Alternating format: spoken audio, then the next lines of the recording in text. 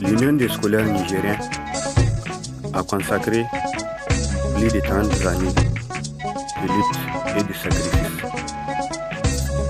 Selon un enfant de la patrie, ce rassemblement est une union de cœur et des aspirations, une union de fils nigériens, une source intarissable de faits enchanteurs, un symbole solidaire des fils nigériens.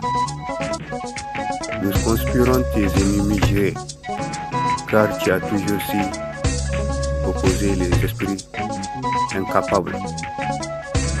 Entente, dévouement et franchise se nomment en exaltante devise. Malgré les dérapages de tes membres corrompus par des comités exécutifs dévoués à la dérive, des comités directeurs déracinés par Al-Ghabit Ider et ses adeptes.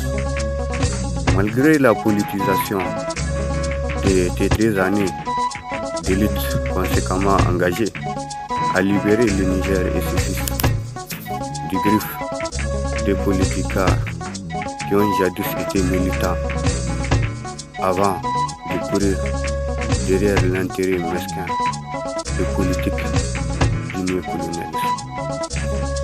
Malgré les cris de cet enfant de la patrie qui nous a appris que nous devons savamment et brillamment nous unir pour une même voix et crier Afrique, et crier assez pour tout ce que le chômeur, les désœuvrés, assez pour ses privations, assez pour ce qui n'a jamais cessé de réduire l'Afrique à une terre de larmes et de deuil, pour tout ce qui n'a jamais cessé de limiter l'Afrique à une terre de famine qui étrangle les entrailles, à une terre de murmures qui se noie chaque jour, terre de la folie et du sacré, terre des exigés.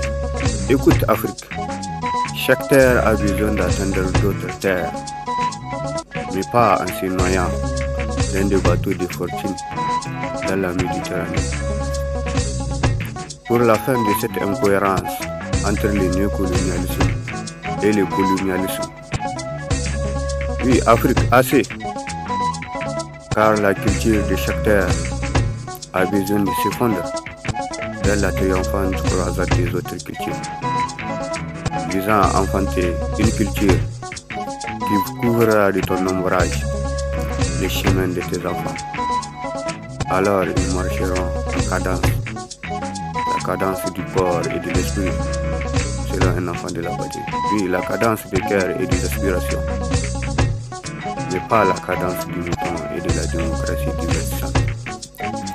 Je suis un enfant du Sahel, et selon un enfant de la patrie, au-delà des visages désolés, au-delà d'innombrables charniers, un vent fin et flairé me battant de mes oreilles.